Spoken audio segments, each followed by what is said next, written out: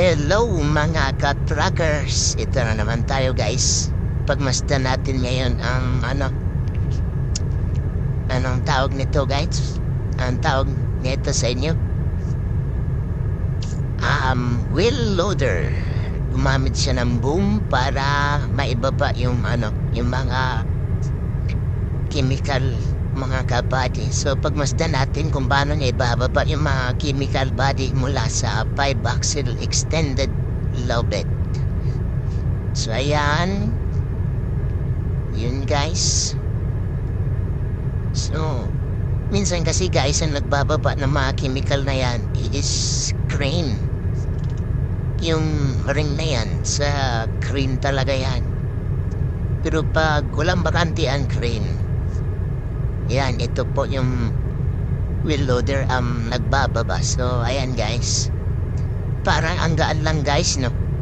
Pero muga-uga yung loader sa kanyang kuwan, sa kanyang pag-diskarga. Kung titignan parang magaan, saka parang madali lang guys. Pero mahirap po yan. Mahirap po yan ibaba na yan pag hindi mo alam guys na ilagay mo rin na yan sa chemical na yan. So timing lang din kasi yan mga kabady. So ayan, yan po yung yan po yung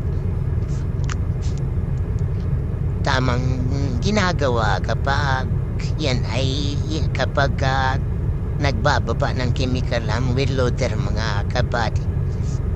So yan lang po hanggang sa matapos guys. Yan lang po yung niya.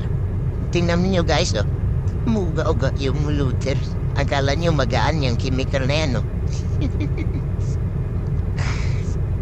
Yan po yung guys, yung kulay blue na yan is I think 1,500 or 1 tons. Yung orange naman guys, yan po yung big bag na tinatawag na kung saan yan ay timbang 2.5 tons. So ayan po, yung blue medyo magangan lang. Pero yung orange na yan talaga mabigat, 2,500 kilograms. So ayan po mga kabady, pagmusdan natin kung paano niya binababa. Dito pala kami sa guys, sa rig. So yan po yung mga chemical na yan po yung ginagamit sa pantunaw sa bato sa ilalim. Kung may mga bato na nasasagi yung tube sa ilalim ng sa mga drilling pipe nila guys. So yan po yung hinahalo dun sa tubig para matunaw yung bato sa ilalim, para tuloy-tuloy po yung pagbubutas ng drilling. Sa pala kami guys, oil drilling. So yan po yung mga ginagamit namin na chemical para sa oil, kasama yan sa transport namin. So ayan po, package na po kami, transport equipment, materials, tools. So yan po, sa amin po yan lahat contractor. Kapag tapos na ang drilling o di kaya pumps and drilling, yan, magre-request po sila ng transport para may transfer yung gamit nila. Kasama na dun yung mass guys, yung rig mass, kung saan yun po yung pinaka-importante na may namin mailipat sa yung location galing sa old location mga kabady. So yan po mga kabady, pagmasdan nyo na lang kung baka yung gusto mag wheel loader operator dyan, mayroong matutunan sa ito, sa senaryong ito. So ayan po guys, tingnan nyo na lang kung paano po siya nagbababa at